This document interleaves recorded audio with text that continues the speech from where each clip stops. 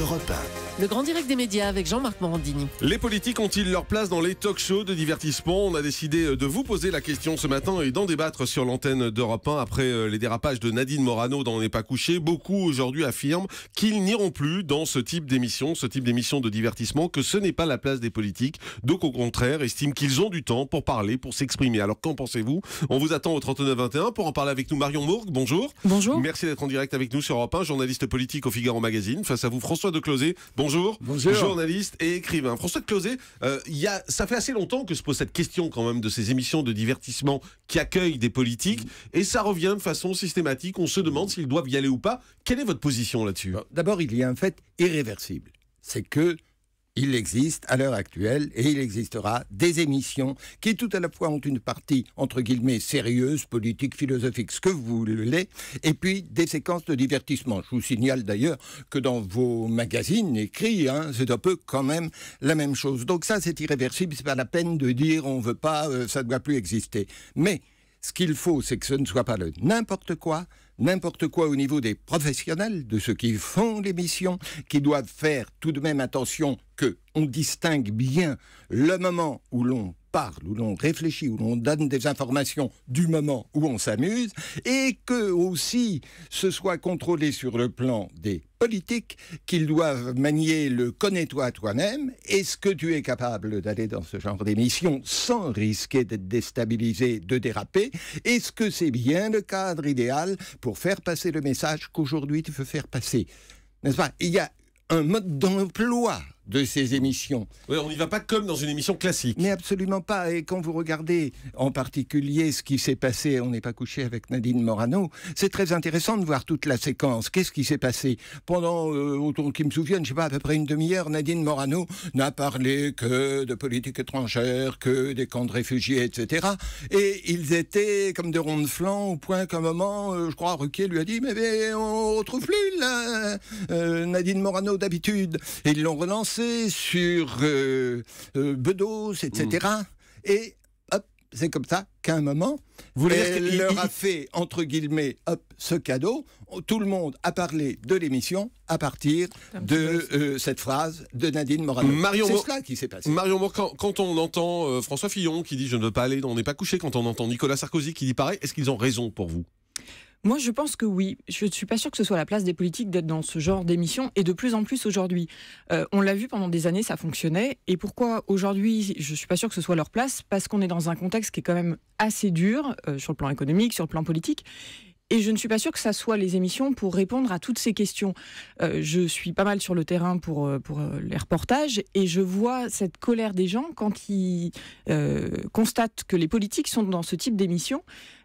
Et je pense qu'aujourd'hui, les gens attendent autre chose. Vous voulez dire que c'est dû au climat social, c'est-à-dire le chômage qui est de plus en plus important, la crise économique, ce qui se passe en Syrie, les menaces d'attentats, tout ça fait que la parole politique doit être sacralisée avec des guillemets? Oui, de plus en plus. On a envie que les réponses soient sérieuses, et donc ces émissions sont très intéressantes, ça, je ne juge pas ces émissions, mais les politiques... c'est compliqué qu'ils donnent des réponses à ce genre de questions dans ce type d'émission. François Decloset, est-ce que ce type d'émission désacralise la parole politique? Elle peut la désacraliser si l'homme politique n'a rien à dire, s'il arrive là pour se faire voir, et si, pour ne pas être un rabat-joie, il se met à dire « Ah, voyez, je ressemble à mes électeurs, etc. » Mais ils doivent y aller. Ce n'est pas vrai. Ils doivent y aller, François Decloset? Je pense un Sarkozy, un Fillon devrait y aller? Ça, c'est à eux de décider. Mais je comprends parfaitement, car il est vrai que, notamment chez Ruquier, pour l'homme politique invité, il y a quand même une possibilité de s'expliquer pendant 3 quarts d'heure. Il y a une contradiction, heureusement, autrement, qu'est-ce qui serait emmerdant? Marion Mourgue. Ce qui est normal, c'est que ces émissions ont des codes. Et les codes de ces émissions, c'est un dialogue court, c'est des réponses courtes pour qu'il y ait un rythme à l'émission. Et donc, les politiques, il faut qu'ils rentrent dans ce code, d'où le jeu du buzz, de la petite phrase, que ça réagisse. Et c'est là où on voit que les politiques, c'est peut-être pas leur rôle d'être dans ce type d'émission. On va au standard d'Europe 1, on va voir ce qu'en pensent nos auditeurs. Bonjour Marcel.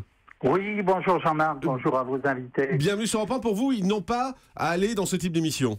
Tout à fait. J'ai un exemple flagrant, là, Eldin, qui nous fait le cirque sur le grand journal Cyril avec Eldin, le ministre de l'économie, là. Qu'est-ce que c'est que cette histoire, là?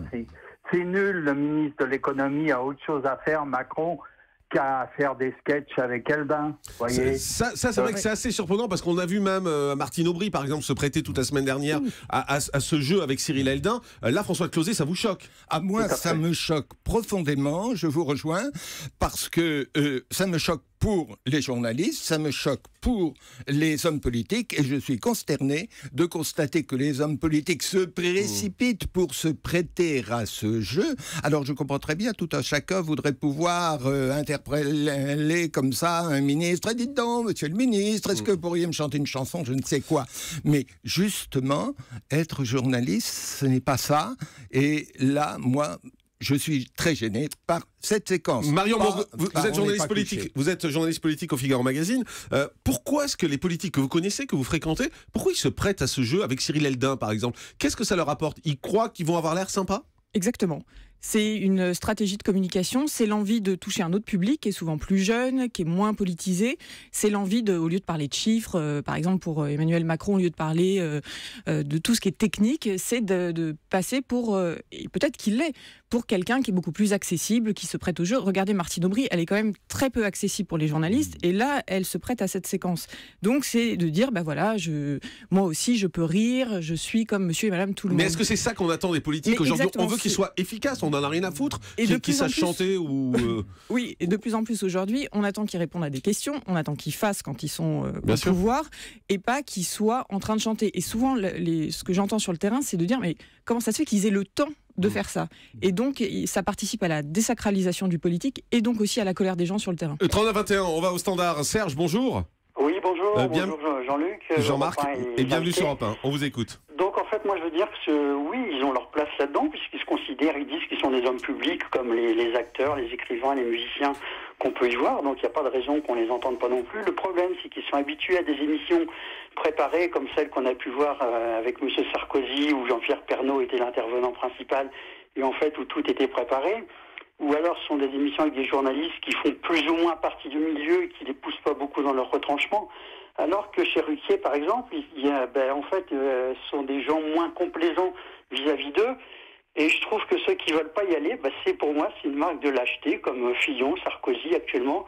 Ces gens-là sont pas habitués à ce qu'on les pousse dans leur retranchement. Ils sont habitués à un truc bien tranquille, bien pépère, dans lequel ils seront sûrs de ne pas être embêtés, de ne pas être sollicités. On ne leur ressortira pas leurs grosses gamelles et les discours dans lesquels ils sont plus ou moins contredits. Ouais, c'est intéressant ce que vous dites, Serge. Je voudrais l'avis de François de Closet là-dessus, parce que ce qui ressort au fond de ce que vient de nous dire Serge, c'est la complaisance qui existe entre journalistes, politiques. C'est les mêmes, c'est la même bande, ils s'entendent entre eux. Et là, dans ces émissions-là, ça décoiffe un petit peu.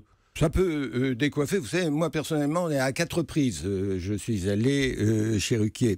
Et bon, je me suis trouvé toujours en contradiction. Et alors, et pourtant je ne suis pas un politique. Le politique, il vit en permanence dans la contradiction au Parlement partout. Je ne crois pas. Mais la connivence journaliste-politique, c'est ça ce que dénonce Serge en fait. Elle existe et c'est un problème. Elle peut exister, elle n'empêche pas, si on sait former le plateau, d'avoir des journalistes qui clairement ne sont pas en connivence. C'est les hauts professionnels d'organiser leur plateau pour qu'effectivement on se comprenne mais qu'on ne soit pas de connivence. Et ça, c'est très possible, mais je vous dis, c'est aux journalistes, aux organisateurs, aux producteurs de faire en sorte qu'une émission qui se veut de divertissement et d'information ne devienne pas une émission de n'importe quoi. C'est aux journalistes, aux professionnels qui organisent un débat avec des journalistes de vérifier que l'invité n'aura pas en face de lui des journalistes qui pensent comme lui. Ce sont des fautes professionnels à éviter. François Closet, si je comprends bien, vous dites allez chez Ruquier ou dans ce type d'émission, pourquoi pas. En revanche, ce qui se fait sur Canal avec Cyril Eldin, par exemple, qui va s'amuser avec les politiques, là non, fermement, c'est ça. Moi, ça me gêne beaucoup, mais ce n'est pas la même chose. Là, avec Eldin, Dieu sait que les politiques ne s'expriment pas vraiment. Pas du tout. Tandis qu'il est évident qu'un politique aujourd'hui doit savoir contrôler sa parole, même quand il est dans un milieu qui n'est pas son milieu habituel, qui est un peu déstabilisant, et cela sans jouer les rabat-joie. C'est difficile, c'est son métier. Marion Mourgue, est-ce que les politiques s'interrogent sur ces questions? La question qu'on pose aujourd'hui de savoir s'il faut y aller ou pas, vous avez le sentiment qu'aujourd'hui ils s'interrogent là-dessus? Oui, ça a commencé avec Jean-Christophe Cambadélis quand il est passé chez Ruquier. De plus en plus de socialistes se sont dit, est-ce qu'il faut qu'on aille dans ce type d'émission? Et ça commence à droite aussi. Voilà, et c'est pour ça qu'on vous en parlait ce matin, qu'on a ouvert ce débat. Merci pour tous vos appels. On fait une pause, on se retrouve dans un instant. Restez avec nous, c'est Europe 1.